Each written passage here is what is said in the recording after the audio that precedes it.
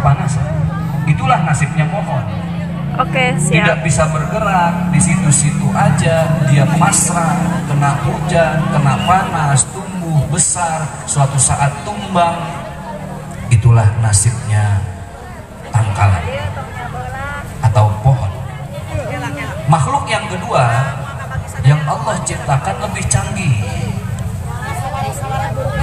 Dalam bahasa Arabnya disebut dengan al-hayawanat, binatang, hewan. We say in English animal. Apa? Animal.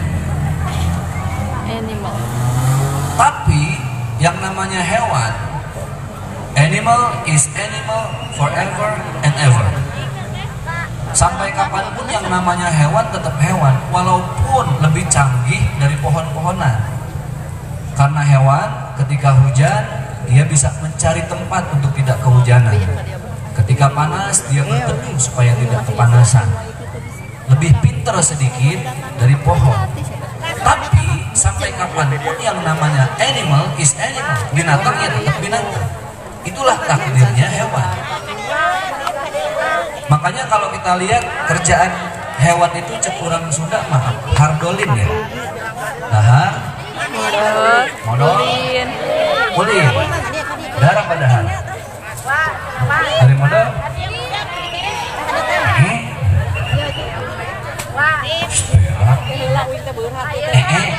BAB, kalau ulin, main. Itulah kerjaan. Tidak ada yang lain. Coba lihat, hardolin, dahar, modal, ulin. Contoh, kenapa yang namanya binatang sampai kapanpun tetap binatang? Kambing, tahu kambing ibu ya? Cekurang Sunda apa? Domba, mbe. Domba. Yang namanya kambing sampai kapanpun tetap kambing. Contoh, kambing kita sekolahin. Kambing masukin ibtidaiyah. Ya kambing gimana-mana ya kambing. Selesai kambing masuk SMP. Selesai SMP masuk lagi SMA. Kambing kuliah. Kuliahnya di Universitas Indonesia. Fakultas Fisik jurusan Hubungan Internasional. Kambing kuliah. S1 selesai. S2 selesai. Kambing S3 selesai.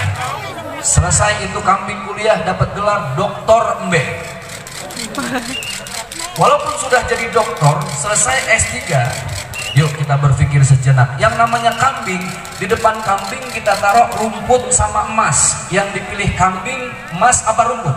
Rumput. Dambe mah tahu aja ya. Pasti yang dipilih adalah rumput. Tumbuhan, binatang sudah kita bahas. Sekarang yang ketiga. Maka Allah menciptakan makhluk yang paling sempurna, yang ayatnya kita semua hafal. A'udzubillahi minasyaitonirrajim. Laqad khalaqnal insana fi ahsani taqwim. Allah itu menciptakan makhluk yang paling sempurna, bukan tumbuhan, bukan hewan, tapi yang sudah diciptakan secara sempurna adalah kita, manusia, human being, al-insan dalam bahasa Arab. Kenapa sempurna? Ini akan kita bahas supaya jadi semangat hijrah di tahun ini. Hadirin Bapak Ibu yang berbahagia, yang dimuliakan oleh Allah Subhanahu wa Ta'ala. Kenapa manusia sempurna? Saya tanya, saya mau ajak mikir semua. Ketika kita pakai jam tangan, tahu jam tangan ya? Itu yang mahal jamnya apa tangannya? Tangan. Tangan. Da aki-aki, ayah aki-aki pakai jam, harganya 10 juta. Tapi Allah nggak kasih tangan. Mau taruh di mana jamnya? Taruh di dengkul jadi jam? Dengkul. Taruh di leher jadi jam? Nah yang mahal tangan. Kacamata, yang mahal kacanya apa mata? Mata. Ikat pinggang, yang mahal ikatnya apa pinggang? Bapak pakai ikat pinggang 20 juta, tapi kalau Allah nggak kasih pinggang, menurut mana? Kaos kaki yang mahal kaosnya apa kakinya? Kaki. Fabi ayyi ala'i rabbikuma tukadziban. Ternyata Allah sudah menyempurnakan hidup kita semua. Maka dari itu, di malam hari ini, Bapak Ibu yang berbahagia, ada satu doa yang kita hafal semua. Setiap doa panjang, ujungnya semua doa ini sama. Kita pasti hafal. Rabbana atina fid dunya hasanah wa fil akhirati hasanah wa qina adzabannar. Ya Allah, berikanlah kami kebahagiaan tidak hanya di dunia, tapi juga bahagiakan kami sampai ke akhirat. Dan saya tanya sama ibu mau bahagia dunia apa akhirat? Duanya. Dunia dan Dunia akhirat. mau bahagia, akhirat mau. Makanya fit dunia hasanah wa fil akhirati hasanah. Ibu pernah dengar nggak ada orang baca ini doa cuma sebelah saja? Rabbana atina fid dunya hasanah walhamdulillahirabbil alamin. Ayat. Kalau ada orang baca doa yang ini sebelah saja, Rabbana atina fid dunya hasanah walhamdulillahirabbil alamin, pulang dari masjid sandalnya hilang sebelah. Kenapa? Karena doanya cuma sebelah. Yang kita minta bahagia dunia dan bahagia akhirat. Makanya beda antara senang dengan bahagia. Apa Ustadz bedanya senang dengan bahagia? Dan senang bahasa Arabnya as-surur, bukan al-mu'jam al-arabi. Kamus bahasa Arab yang diterjemahkan ke dalam bahasa Arab. As-surur itu senang, tapi bahagia al-hasanah. Makanya yang pas kita minta di doa bukan Rabbana atina sururan, tidak. Tapi yang kita minta adalah Rabbana atina fid dunya hasanah, bahagia. Orang senang belum tentu bahagia, tapi orang bahagia sudah pasti senang. Ibu pilih mana? Punya suami kasep, ganteng, tinggi, tapi marah-marah terus, apa punya suami jelek cek orang Sunda apa nih? Bobek. Goreng? Hah? Bobek? Serius bobek? Saya takut dikerjain lagi. Pilih mana, punya suami ganteng marah-marah terus, apa punya suami bobek tapi senyum terus? Ya. Senyum terus orang gila. Bener, kan? Dah yang satu kasep marah-marah, dah yang satu goreng tapi senyum terus. Mending mana? Dah mending yang goreng, Ustaz. Nggak apa-apa lah, goreng yang penting senyum terus. Ya alhamdulillah udah goreng gelo.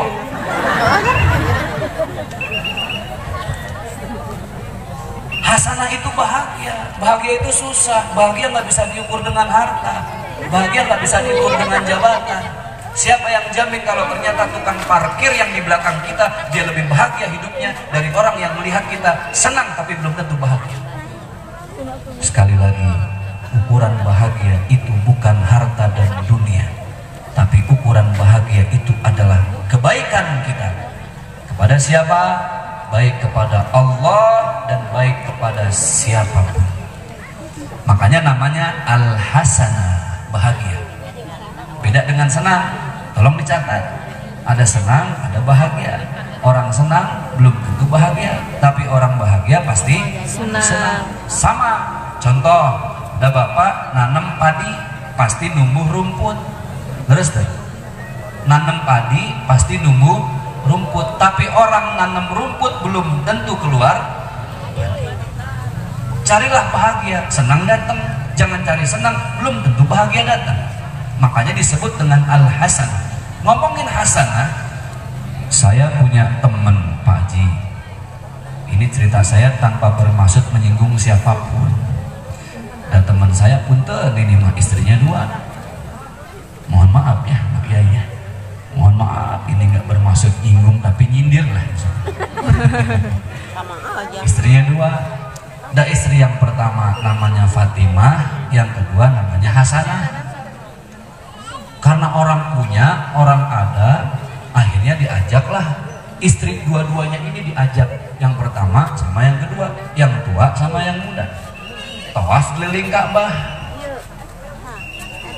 Yang pertama digandeng sebelah kanan si Fatimah, yang muda Hasanah digandeng sebelah kiri. Baca doa dong Pak Hajinya. Rabbana atina fid dunya hasanah.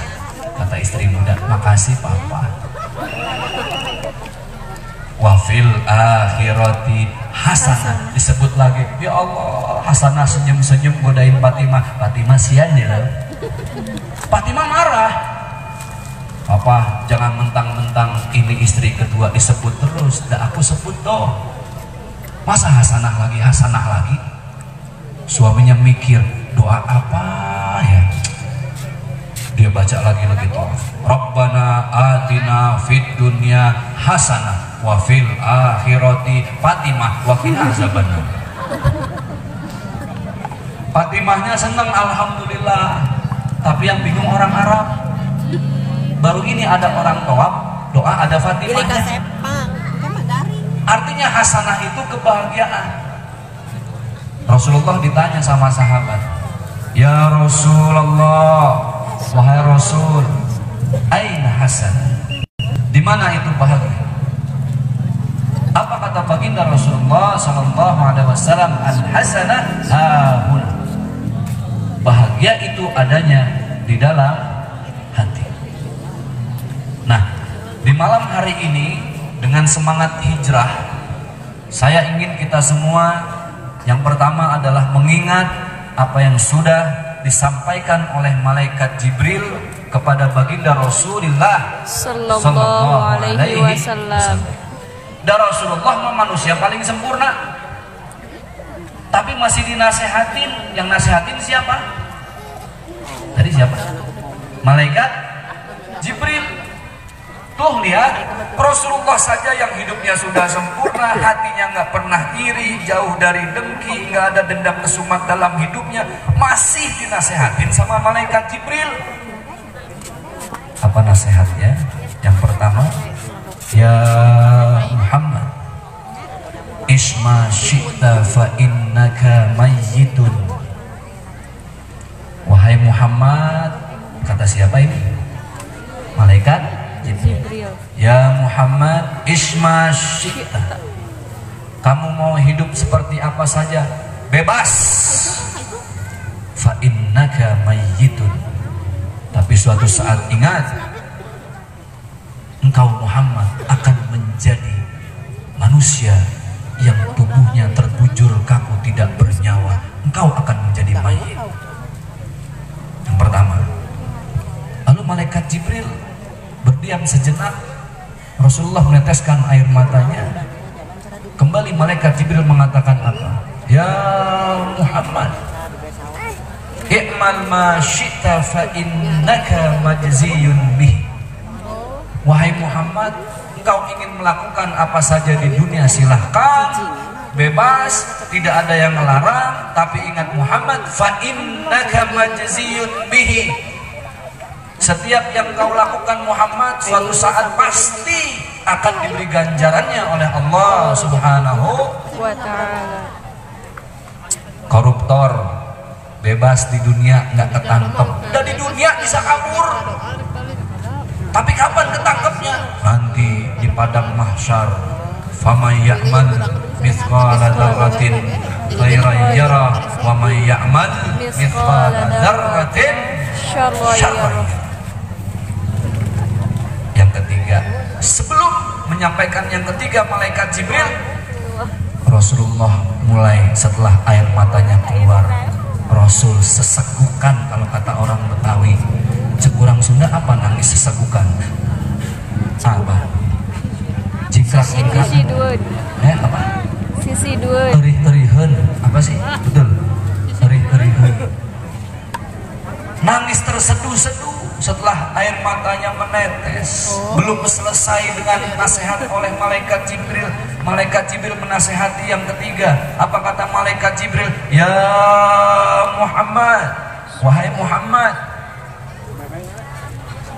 ahbib ma syi'ta fa innaka mufariquhu. Apa kata malaikat Jibril? Muhammad, cintai yang ingin kau cintai di dunia ini, silahkan. Pasangan hidup, harta, mobil, jabatan, rumah, usaha, silahkan cek urang sudah mah. Sok, mangga, cintai siapapun. Apa kata malaikat Jibril? Fa innaka mufariquhu. Muhammad, apapun dan siapapun yang kau cintai suatu saat akan terpisah dengan yang namanya sakaratul maut. Ini 3 nasihat ya Allah ya. Karena gini Ibu, ketika seorang manusia dia akan menghadapi kehidupan setelah dari dunia yang disebut dengan alam barzah. Bahasa Indonesianya kuburan. Cek orang Sunda sama ya, kuburan.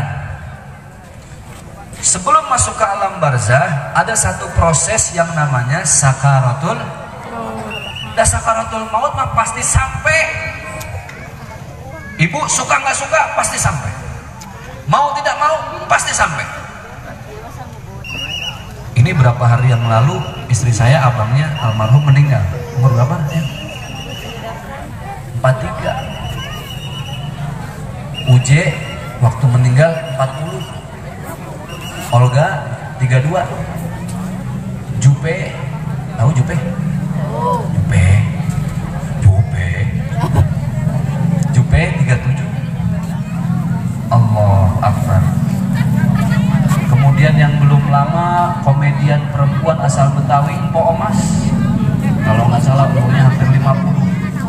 Rasulullah saja kekasih Allah yang paling dipuji oleh Allah cuma dikasih jatah hidup hanya 63. Berapa Bu?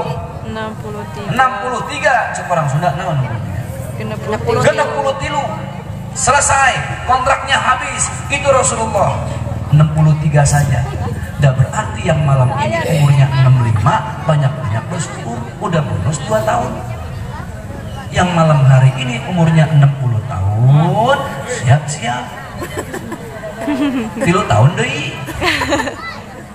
Yang kasihan yang malam hari ini umurnya 62 tahun, 11 bulan, 29 hari. Nah, kapan matinya? Besok. Nggak pernah ada yang tahu. Inilah prinsip dan semangat hijrah buat kita semua. Nah Ustaz, apa Ustaz sudah jadi orang benar? Belum. Kalau kata Rasulullah SAW ketika beliau berceramah, selalu beliau mengatakan apa? Nasihatan lakum wali khassan. Apa yang aku sampaikan seolah-olah sebenarnya aku yang menyampaikan, padahal hakikatnya adalah nasihatan lakum wali khassan, nasihat buat kalian tapi khususnya buat diri saya sendiri. Itu Rasul. Emang Ustadz bagaimana proses sakaratul maut? Ini saya punya teman Pak Kiai, Bang Haji, teman saya SD. Ini kisah nyata. Namanya Sulaiman, panggilnya Bang Eman. Alhamdulillah dia di Departemen Agama dan sekarang dia kerja di Rumah Sakit Islam Pondok Kopi, Jakarta Timur. Kerjaannya setiap hari mendampingi pasien yang akan meninggal, sakaratul maut, sekarat. Makanya sekarat itu diambil dari kalimat sakaratul maut. Jadi kerjaan dia tiap hari cuma membimbing orang ketika mau meninggal. Udah Ustaz ceramah hijrah nakut-nakutin, bukan nakut-nakutin. Ini mah memang udah pasti sampai, makanya harus ingat. Mati harus diingat, tapi nggak boleh takut. Nggak mati ditakutin juga sampai. Betul nggak Bu? Ada yang nggak ada persiapan Pak, nggak sakit, nggak ada tanda-tandanya, meninggal. Ada yang udah di rumah sakit 6 bulan, selang infus di mana-mana, nggak mati-mati. Anaknya udah nungguin warisan Pak, nggak mati-mati. Itulah kematian. Makanya Rasulullah ditanya, ya Rasul, kematian itu milik siapa? Apakah milik orang tua? Apakah milik orang sakit? Rasulullah menjawab, tidak. Tidak sekali-kali kematian itu milik orang tua atau milik orang sakit. Kalau orang itu bertanya, lalu ya Rasul kematian itu milik siapa?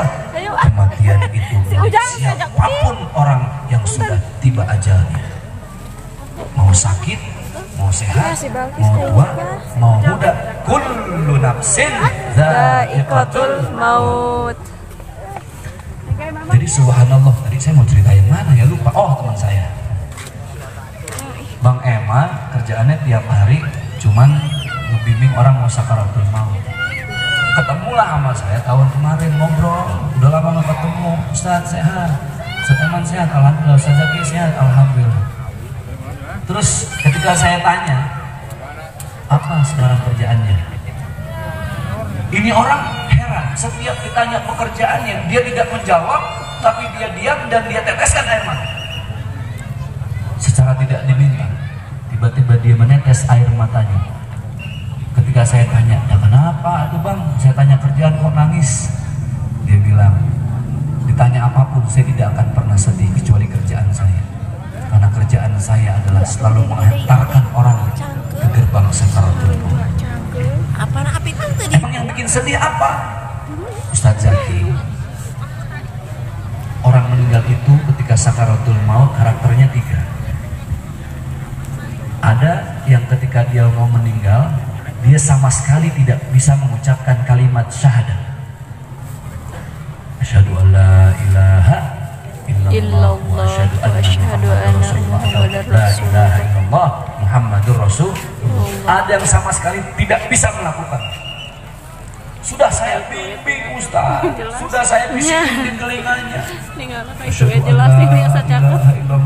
Kadang saya bisikan, la ilaha, nggak bisa, lidahnya keluh kayak dijahit. Karakter yang kedua, ada orang yang awalnya tidak bisa, dibimbing jadi bisa. Tadinya cuma gini, susah, tapi ketika dibimbing dia bisa. Ada karakter orang yang ketiga, belum dibisikkan di telinganya, dia sudah bisa mengucapkan kalimat itu secara otomatis. Lalu saya tanya, Ustaz paling sedih ngadepin yang mana? Bapak Ibu pasti sudah tahu karakter yang mana yang paling sedih ketika Ustaz Eman ini membimbing orang sakaratul maut. Ketika yang bukan, justru yang ketiga. Dia paling sedih ketika membimbing orang sakaratul maut, tidak perlu dibimbing, tapi dia bisa mengucapkan sendiri. Kok sedih Ustaz? Saya sedih. Apakah suatu saat saya bisa seperti itu? Jangan-jangan saya bagian dari orang yang pertama yang tidak bisa mengucapkan kalimat syahadat di ujung hidup saya. Miftahul jannah la ilaha illallah. Makanya kalau orang zikir itu benar, la ilaha illallah, la ilaha illallah, la ilaha illallah. Kalimat itulah yang akan membimbing kita di saat sakaratul maut. Kemudian saya bertanya lagi, Ustadz Eman, dari 3 orang yang ketika ingin meninggal dunia tersebut, sebabnya kenapa? Ini yang paling saya kepo. Saya paling pengen tahu sebab yang pertama, kenapa orang susah banget nyebutin sakaratul menghadapi sakaratul maut dengan kalimat syahadat. Dia bilang apa? Ustaz Zaki, ternyata banyak orang yang mengartikan agama tapi tidak mampu mengamalkan agamanya. Banyak orang yang KTP-nya tertulis Islam tetapi sebenarnya dia belum menjadi muslim. Makanya ada sinetron Islam KTP. Islam KTP selesai, ada lagi tukang haji naik kubur ya. Tukang kubur naik haji. Subhanallah. Itu maksudnya bagaimana Ustaz? Maksudnya adalah Ustaz Zaki, Rasulullah SAW itu banyak mencontohkan dakwah dengan akhlak. Ibu pernah dengar nggak sejarah Rasul ketika ngajak orang masuk Islam? Ayo yang masuk Islam saya kasih kaos 3 ya. Yang masuk Islam saya kasih uang. Tidak. Tapi banyak orang kafir Quraisy, orang musyrik mengucapkan syahadat karena apa? Karena akhlak baginda Rasulullah SAW. Ibu ingat gak kisah Rasul ketika mau sholat subuh? Ketika mau sholat subuh ke masjid, tiba-tiba ada yang ngeludahin. Prot, tenang mukanya. Pertanyaan saya, apa Rasulullah marah? Yes. Enggak. Apa Rasulullah maki-maki? Tidak. Rasulullah tersenyum, lalu Rasulullah mendoakan, Allah yahdi, semoga Allah memberikan kau hidayah. Diludahin malah ngedoain. Rasulullah hari kedua berangkat lagi di waktu yang sama, lewat tempat yang sama. Sebelum lewat tempat yang sama, 2 langkah sebelum lewat tempat yang sama, Rasulullah udah bilang dalam hati, ini pasti bakal diludahin lagi. Betul, Bu.